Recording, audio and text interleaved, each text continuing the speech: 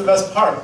Oh man, guys, thanks for coming out. That was the most uplifting sketch I've ever seen.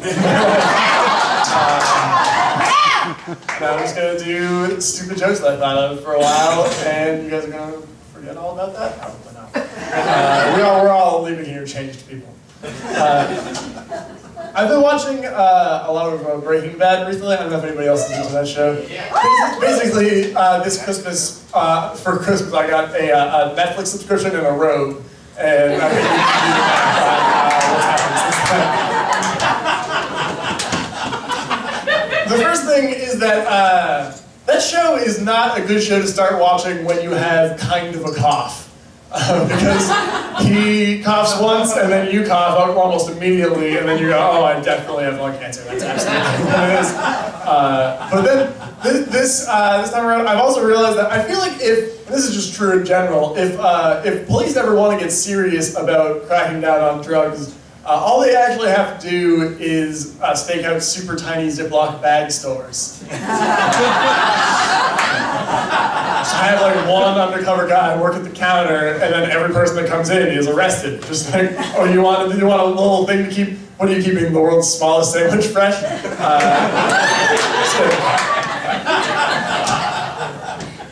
I'm like, it's just for dice. Basically, someone I told that joke in front of one of my friends. He was like, some people need them for legitimate reasons, like keeping dice, not Dusty. He just plays a lot of board games and is the only person with a legitimate need for those things in the history of the world. I saw this, I was Christmas shopping around this winter, and I found a shirt that was for sale, and it should not be for sale, and it should not be a shirt. It has the smallest target market I've ever seen for any shirt. It's the weirdest one I've ever seen. It just was a black shirt, and then written across it in white letters across the front, it just says, I'm a dentist. What's your superpower? Wow, what?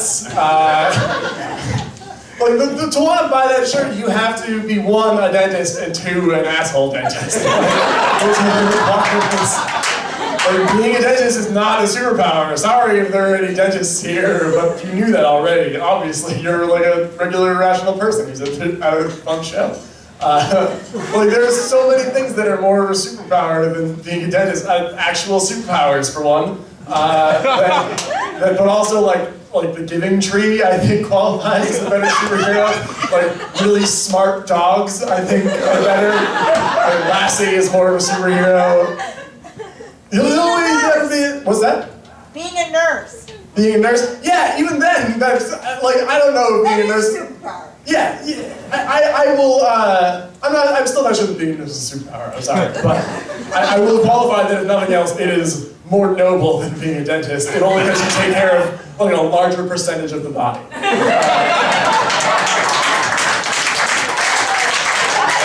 The only way he's ever going to be a superhero is if, like, he gets, like, both his hands cut off in some weird dentistry accident, and, like, he replaces one with, like, that big giant square hook that they have, and the other one is just one of those huge, like, rubber spinning toothbrushes now, but it's giant, and now he, like, just kicks open banks that are being robbed, and just like, stop doing that, and then he, like, holds the thing up against the guy's face, and the other guy's like, no, that tickles a little.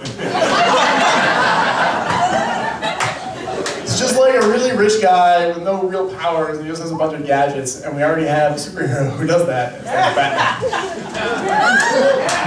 All right, that's my rant on that.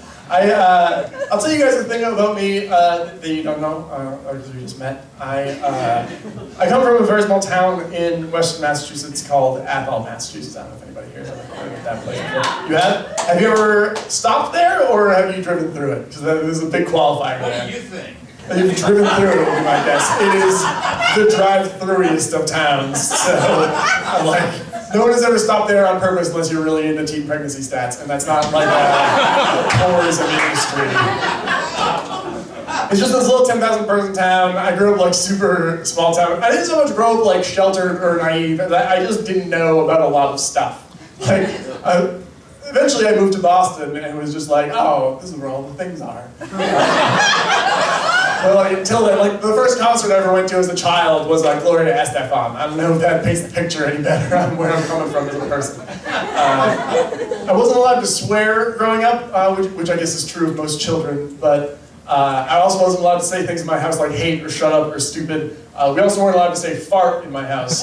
Instead, we had to call them poop noises, which is worse. And the thing is that I just grew up thinking that was just like a generally accepted term that everybody used for farts.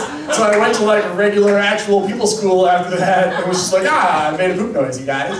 And they were like, what the fuck are you talking about? I'm like, oh, you're also 11 years old and just said, fuck? I am gonna be on a learning curve, I think.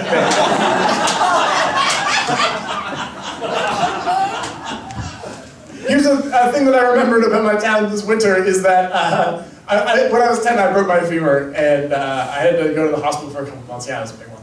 I had to go to the hospital. I was in the hospital for a couple months, and this is what was going on in my town at the time. While I was in the hospital, they wrote an article in the paper about me, because that was the thing going on. That was headline news, was local boy sad, comma, will be fine. That was, get our team on that.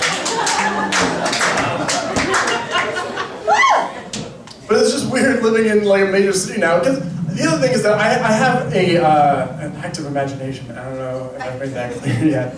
But sucks, doesn't it? What?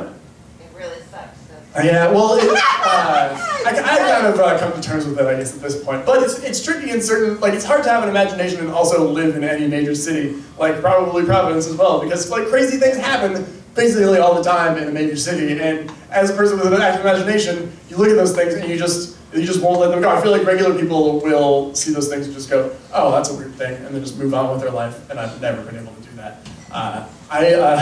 This is the last story I'll do.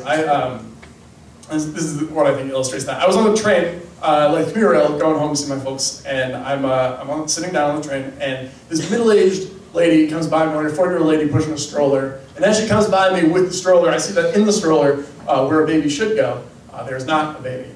Instead, there is a 2-liter bottle of soda. And I feel like regular people see that and just go, oh, that's silly, and then just no more. And I have not stopped thinking about that since it happened. Like, I've tried so hard to come up with anything where I can finally go, oh, that makes sense why that existed. And that doesn't exist. There's not one of those things like, did someone steal her baby and she hasn't noticed yet because they like Indiana Jonesed it out from underneath her? Or is it a thing where she's so afraid of kidnappers that she's got like the world's worst decoy in a stroller, and like her real baby's like duct taped under her shirt, like she's trapped with a money belt. Every kidnapper that comes by is just like, baby, bottle of soda. She's like, yeah, up top. High fives to it. I think that the most plausible situation, and this really should not be the most plausible scenario, is that this lady is in some awful home ec class for like 40-year-old that teaches you how to raise infants where they can't afford dolls, and so they've just gone to take care of this bottle of soda for a while, I guess.